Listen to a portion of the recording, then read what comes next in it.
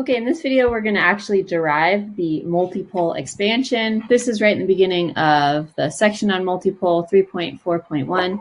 And basically, I want you to see how you can use the Taylor series or the binomial expansion, which we've already used quite a bit in this class, to write the integral version of the potential as a sum of multipole terms. And each term is going to decrease more rapidly with distance. So when we're thinking about actual electric fields, usually they can be described, at least far away from the charge, fairly well with just the first couple of multipole terms. Okay, so to do this, we're going to start with our integral version of how to calculate.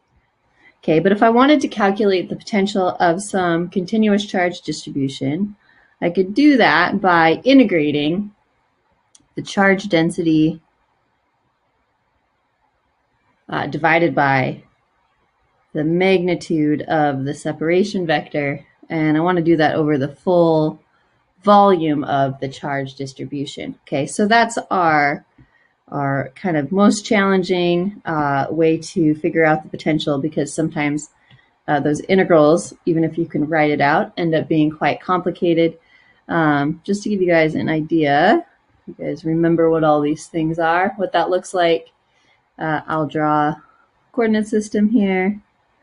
We'll call this y and this x, and we'll draw a little charge distribution, a funky charged object out here. So this object's got some charge, could be distributed evenly, it could be distributed unevenly, but I can take a little chunk of that charge, take a little bit of it, boop, boop, boop, boop, this little guy here, and that's going to be a dq prime. We put the prime on there because this is the source of charge. Okay, and I can describe that as a rho times a d tau, right, where if I'm going to zoom in here on this guy, this is a little infinitesimal amount of charge, so I'm going to integrate over this whole thing and sum up all those little bits. This is our charge per volume, so when I take the charge per volume for that little bit, which if I make this dq small enough, this should be uniform just for this little guy, even if it's not uniform over the whole circle, or this whole funky charged object. I can take that charge per volume, multiply it by the little bit of volume of my chunk, and I'll get the amount of charge in that chunk, okay, and then I can plug it into this here, sum them all together. So it's essentially like taking this and breaking it into a bunch of little point charges, which we know the potential of, it's always going to be 1 over 4 pi epsilon naught q over r. Okay, but then I'm summing them all together to get the net effect at some particular point.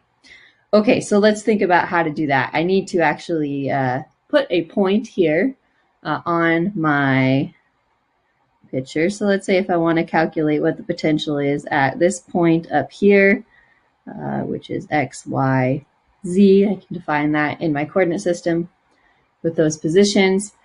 I can define a position vector for that particular point. That's what we just call r.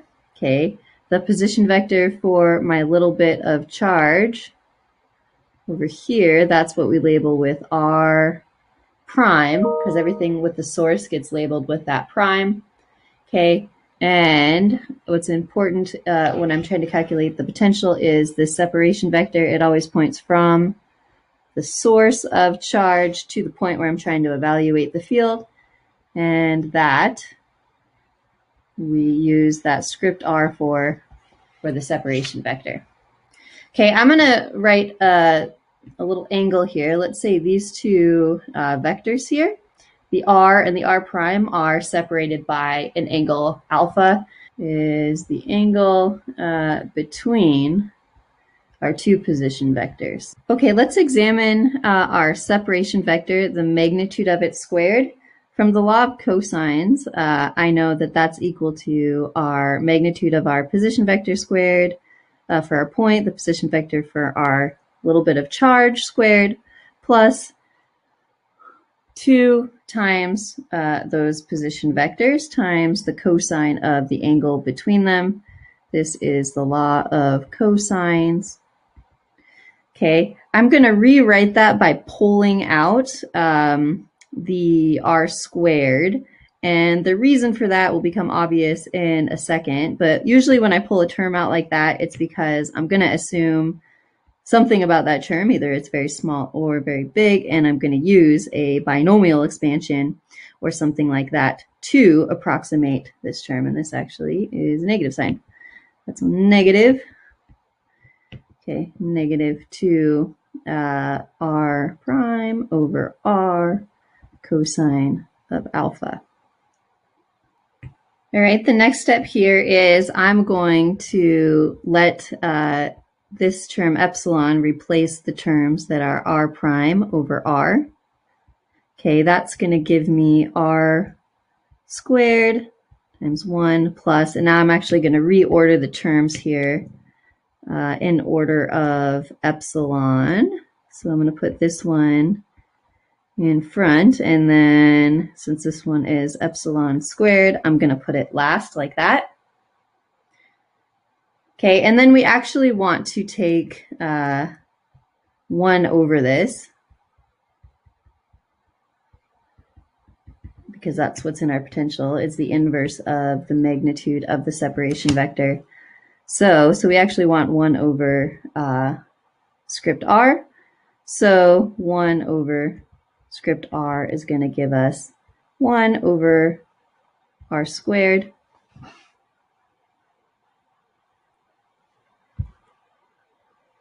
Actually, let me take the square root of everything. Okay, so notice now I'm going to get rid of the square on this. This had a square. Let me rewrite this. This also had a square. So now I'm going to take the square root of everything down here just to simplify it. So I'm going to go 1 minus 2 epsilon cosine of alpha plus epsilon squared. And now everything's going to be to the negative for the inverse and then 1/2 for that square root. Okay, so we've got this here to start with, and we're going to use this to do our expansion. Okay, and again, this should look familiar. It's not so different than things that we've done before. Okay, but with the assumption we're going to make in order to make this expansion useful is we're going to assume P is really far from our funky charged object. And how far really far is, it really just depends on the properties of the charged object itself. Okay, another way to say that is we're going to assume that our r without the prime is much, much bigger than r prime.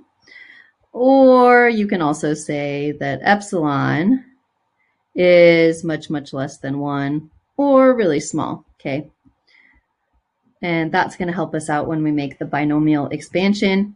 Let's just remember briefly how the binomial expansion, which is just a special version of the Taylor expansion, works. Okay, if I have, in this case, I'll just do it specifically, if I have a term that's something like 1 plus eta to the negative 1/2, I can write that as an infinite series.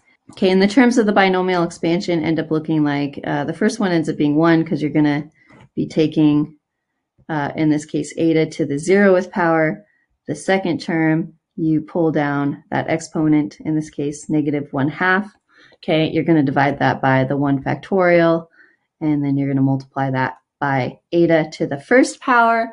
The next term, you pull down that negative 1/2, but then you also multiply it by negative 1/2 minus 1.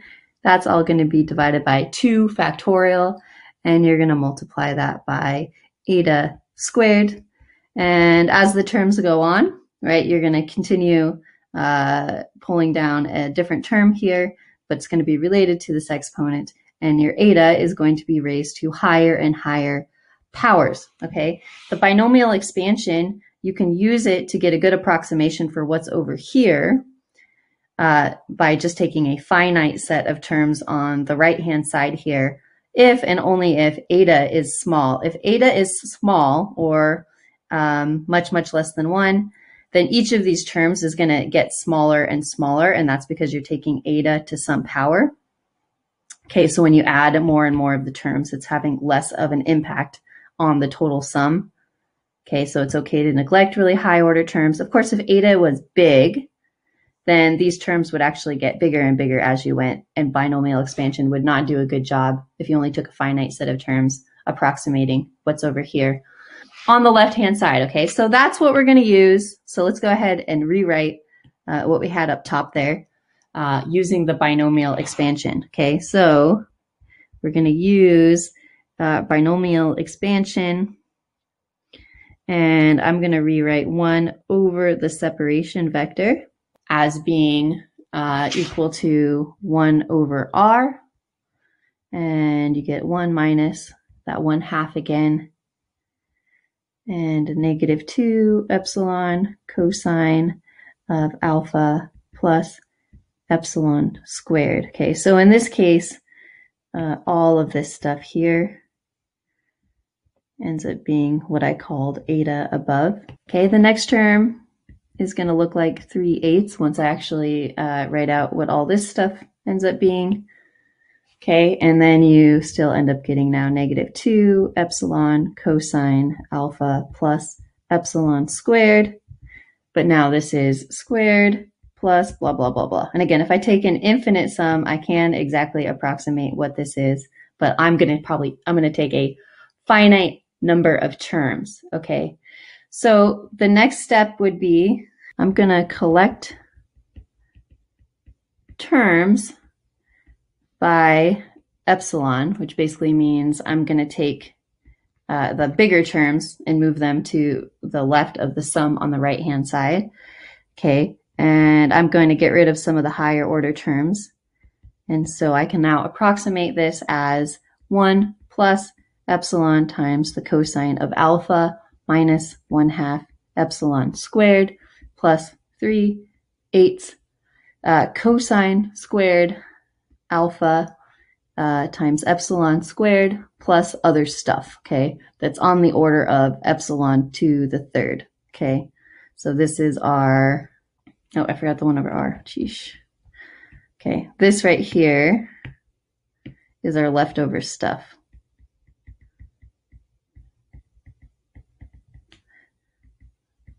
That is higher order. Okay, I'm going to rewrite this one more time, but I'm just going to gather terms now. So I've got 1 plus epsilon cosine alpha, and then I'm going to gather all the terms that are multiplying our epsilon squared here. So cosine squared alpha, all that's epsilon squared, and I still got this higher order stuff. Okay, so I basically just factored this stuff out. Okay. And actually, let me rewrite this so it looks similar. I'm going to make this cosine of alpha times epsilon. Okay, so now I've got a coefficient multiplying something of epsilon. This is epsilon to the 0th power. This is epsilon to the 1st power. This is epsilon squared. So we've reordered this in terms of the powers of epsilon. Okay, and remember, epsilon is a small number. So this term is going to be smaller than that term. This term here is going to be smaller than this term, and then all of the higher order terms are going to be smaller still, as long as epsilon is small. Okay, so we can throw that back into our equation for the potential. When we do that, I get that the potential at our position R, which is where I put the point, is 1 over 4 epsilon naught. And I still need to do that integral. Okay, now I'm going to write the, this part of it is going to look a lot like a simplified version of Coulomb's law. This is still R prime in here in the charge density, but now I'm just going to divide that by R, this R coming from here. Okay, and I'm going to integrate that over d tau, and then all of that is multiplied by 1 plus these terms. So I've got my cosine alpha times my epsilon negative 1/2 plus 3/8 cosine squared of alpha times epsilon squared plus that higher order stuff. Okay, and this right here, this first term, this is what we would call the leading term because it's the largest. Okay, this one here would be smaller than the leading term because, again, it's multiplied by epsilon, and this one is smaller still. Okay, so let's look at our potential one term at a time. Okay, so this first term is what's known as the monopole term. And we can think about it as being associated with a just single charge, okay? So some single Q in space. We know that it should fall like 1 over R because that's what happens to the potential around a point charge. Let's go ahead and verify that with our expansion here. So I'm just going to look at that leading term, the first term, and if I just include that, that tells me that the potential would just be 1 over 4 pi epsilon naught. And I can actually pull the R out. I'll describe why in a second. Okay, but then the rest of it is the charge density integrated over the full volume. Okay, I can pull this guy out.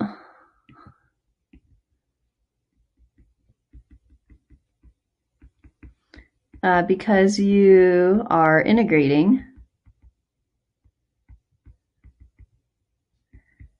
over the funky charged object, which is described by the R prime, but it has nothing to do with the position of the actual point, which is what this R is referring to. Okay, so R is the position of our P. Okay, so it has nothing to do with the actual funky charged object, just where you're trying to evaluate the field. If I look at what's over here on this side, when I integrate the charge density over the total volume, I get the total amount of charge. So I get Q total.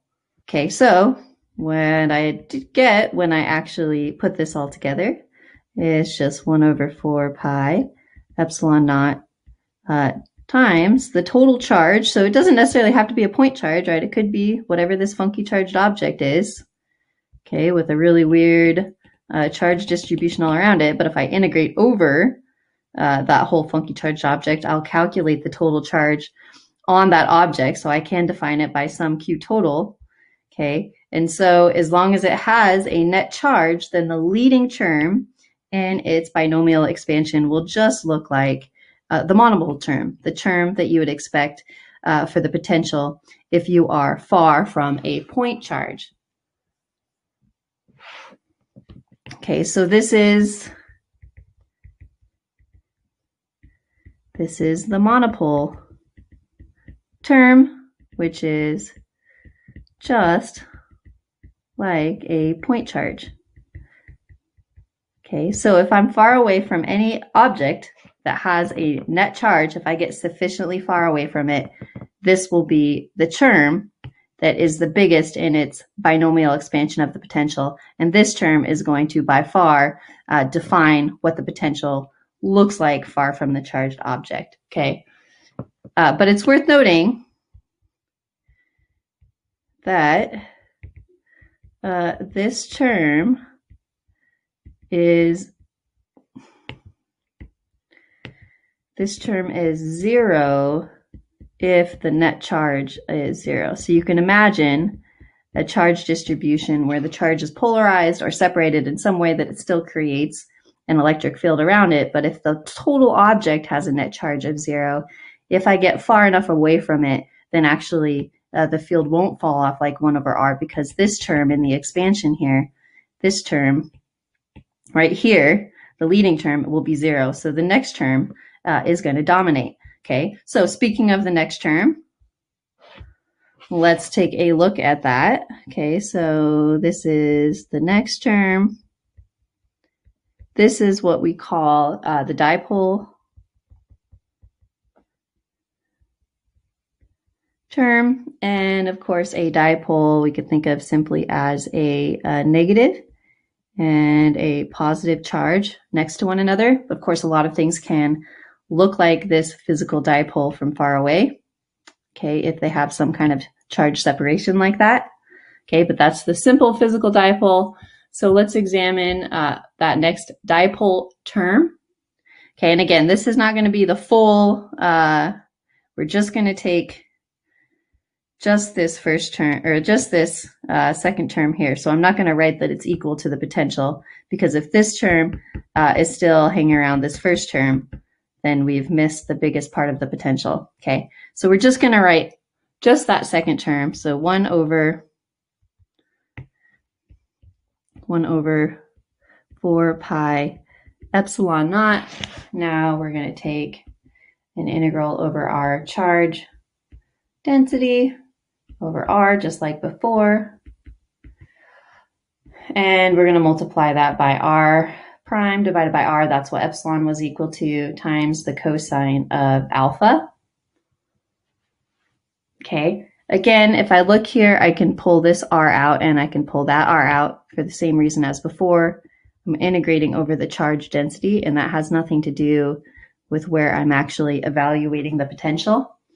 Okay, so that leaves me with rho r prime times r prime times the cosine of alpha times d tau for the integral. Okay, I want you to notice, even before we do the integral here, that this term here, this drops off faster in terms of distance from our funky charged objects than 1 over r. So this next term, this is proving to you that it's going to drop off faster from the charged object than the leading term, okay, if the leading term is still present because there is a net charge on the object. If I look at what's on in the integral here, I can rewrite that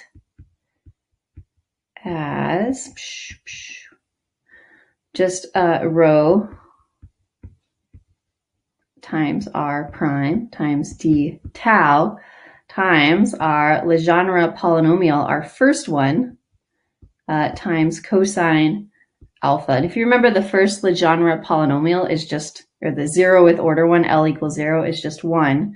So you can actually get a bit of a pattern here, because I could easily just plug that in here if I wanted to, and it wouldn't change the result. Okay, so now I'm getting these Legendre, super helpful little polynomials popping up again in our expansion. Okay, I want you to note here something about what's in the integral here. Again, similar to our first one, this integral, it does not depend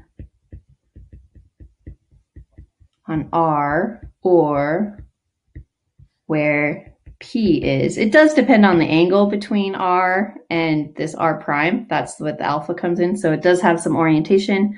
But in general, right, it just depends on the properties of the funky charge object, okay?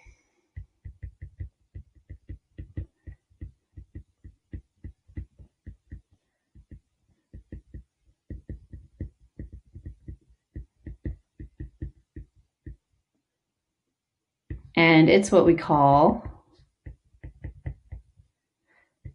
the dipole moment. Okay, so we're going to talk about that in a second. And here I just want to note this guy here. Cosine of alpha is equal to P1 times the cosine of alpha, okay, which is the L equals 1 Legendre polynomial. All right, let's keep going. Let's go ahead and look at the next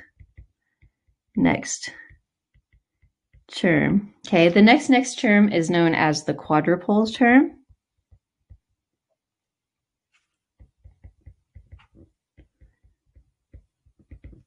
Okay, and what's a quadrupole? Well, if you've got a positive, it's basically two dipoles next to each other, but the two dipoles moments are actually canceling each other out because they are in the opposite orientation. So a quadrupole would look like that.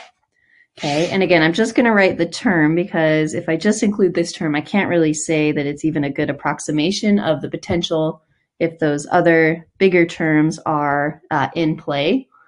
Okay, so again, just writing out what that term would look like.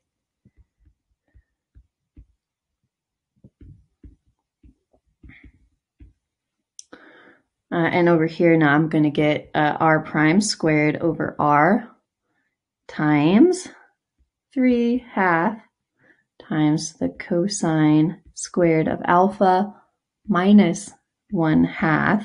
This might look familiar to you guys. Boop. Kind of cool. This now is our L equals 2 Legendre polynomial, or P2 of cosine alpha. Okay, so now I can rewrite this. I'm going to pull, just like I did before, I'm going to pull out those r's. Oops, there should be a squared here. So I'm going to pull out this r squared and this r, so that gives me 1 over r to the third. Okay, so this is going to fall off even faster with r than the other terms.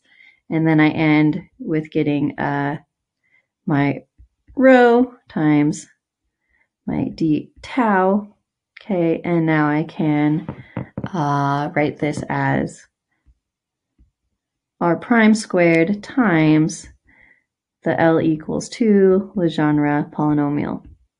All right, so we're seeing, hopefully we can compare these terms here. What's going on over here? Hopefully we're seeing a pattern. This has r prime to the first power and the L equals 1 Legendre polynomial. This has r prime to the second power and the L equals 2 Legendre polynomial. If I go all the way back to the monopole term, I could have an r to the 0 here and then the first Legendre polynomial, which is just 1. I haven't written them in there, but I could, right? Boop. Okay, it wouldn't change the results. All right, so we've got a pattern developing here. Let's just note some things about this particular equation. This is going to fall off even faster with distance from our funky charged object. Okay, this right here, this little bit, doop, is similar to what we had before, but this is what we call the quadrupole moment.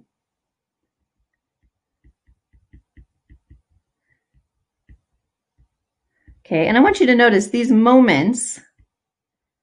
Okay, these moments are, when I actually calculate this, I can get, for a particular charge distribution, a number for it.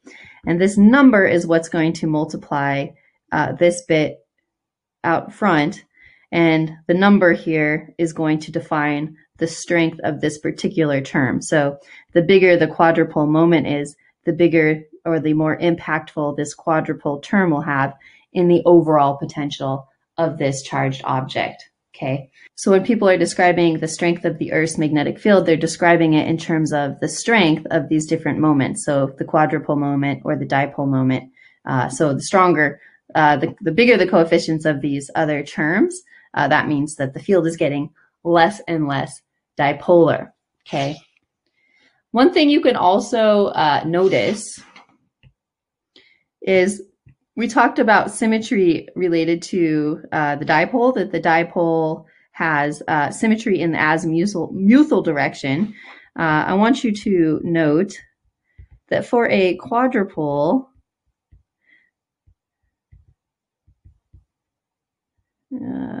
looks like that, there's still a pattern,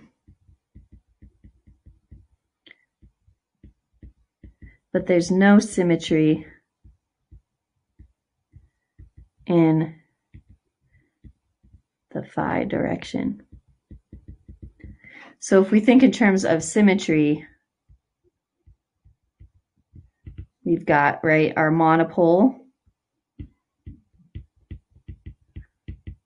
And then we've got our dipole, and then we've got our quadrupole.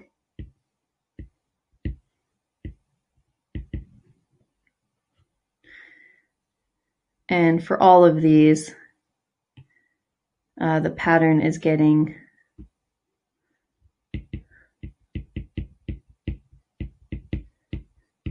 more complex. So these higher order terms are adding more complexity, less symmetry to the overall potential of these charge distributions. All right, so hopefully you guys have seen the pattern. Okay, we can write out a general formula to calculate these different terms. Okay, so I can write the potential as a sum. If I take an infinite number of terms, I can actually get the potential exactly right.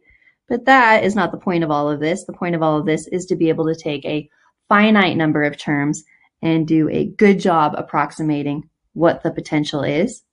Okay, and if I look at the pattern, it's going to go something like this. So it's going to start at n equals 0, and then it's going to fall off like 1 over n plus 1. That gives me a leading term that falls off like 1 over r, which is what I found for that first term, which actually, I don't think I ever wrote this.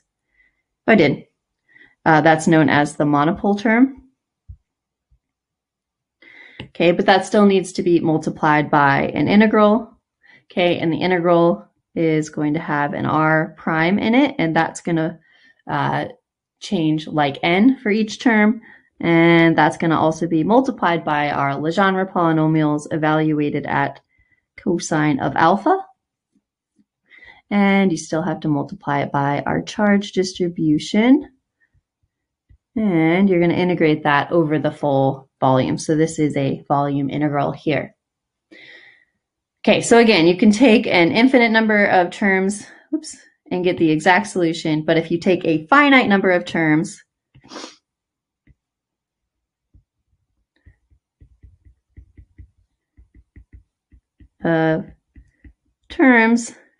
will give a good approximation to any potential at sufficiently large r. Okay, there's one more thing I want to note. I want to go back to this first when we were defining this guy here. And I want to redraw this because you can cheat a little bit. So if you align your r with the z-axis, then alpha will go to what you would normally throw in here, okay, for your charge distribution, just theta, which is defined as the distance from the z-axis. Okay, so just to give you an idea of that, I'll draw a little quick picture here.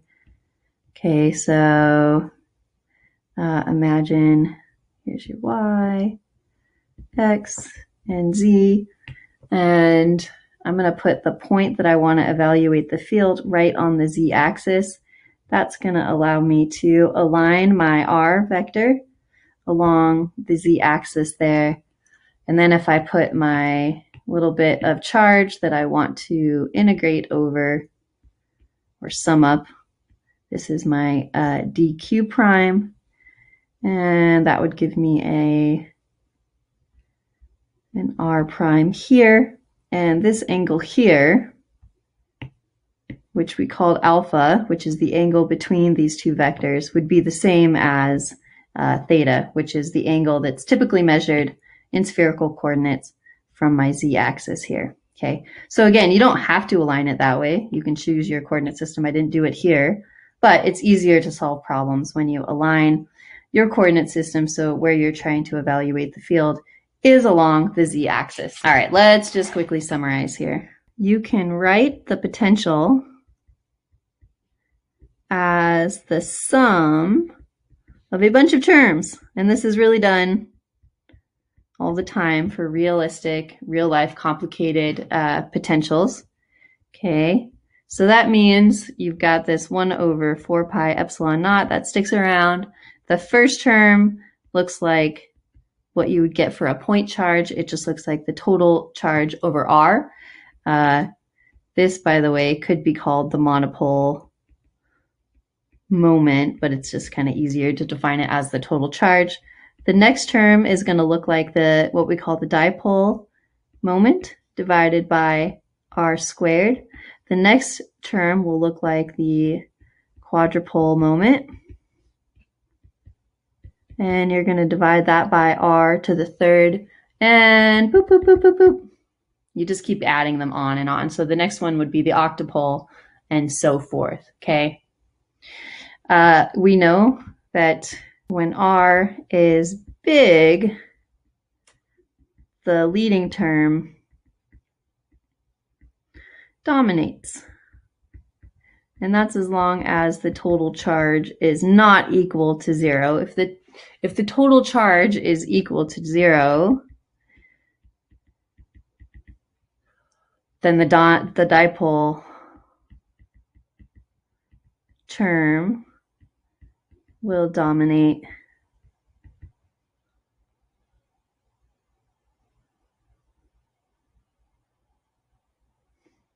You can also have a situation where the total charge is equal to 0 and the dipoles cancel.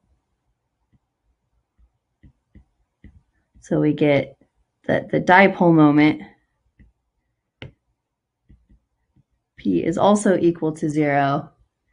In that case, the quadrupole term will dominate. And then we need to note that the moments, what we call the moments, they do depend on the orientation of our funky charge object in the coordinate system, which of course you decide when you're solving the problem. But in general, what that says is the solution is not necessarily symmetric when you have those higher order terms. Okay, but why is this all useful? Well, you can think about, again, you can think about measuring a complicated potential, maybe with a sensor. And if you were far enough from the object or the charge, you could measure how that potential falls off with distance. And you would find, right, if you just had like a sphere, you didn't know anything about the charge on it, you would find that if the potential of that sphere fell off like 1 over R at large distances, you could use that to figure out what the total charge is, because you could assume that even if the charge distribution was complicated, you could assume that this leading term would dominate and the potential would fall off like 1 over R. You might measure the potential and find that it doesn't have the kind of symmetry you would expect if this term dominated. It has the kind of symmetry you would expect if the dipole moment dominated, and in fact, the strength of the potential fell off like 1 over R squared. In that case, you can conclude that the total charge of your object is 0, but it does have a non-zero dipole moment. Okay, and then you can go on and on. Let's say that the potential had even more complicated symmetry. It fell off even faster than you would expect if this term was dominating. Then you can conclude that the dipole moments cancel, or it has a 0 dipole moment, and you've got a quadrupole moment dominating on your charged object. So using this kind of expansion, you could learn a lot about the charge on an object by just measuring the potential at a sufficient distance from the charged object.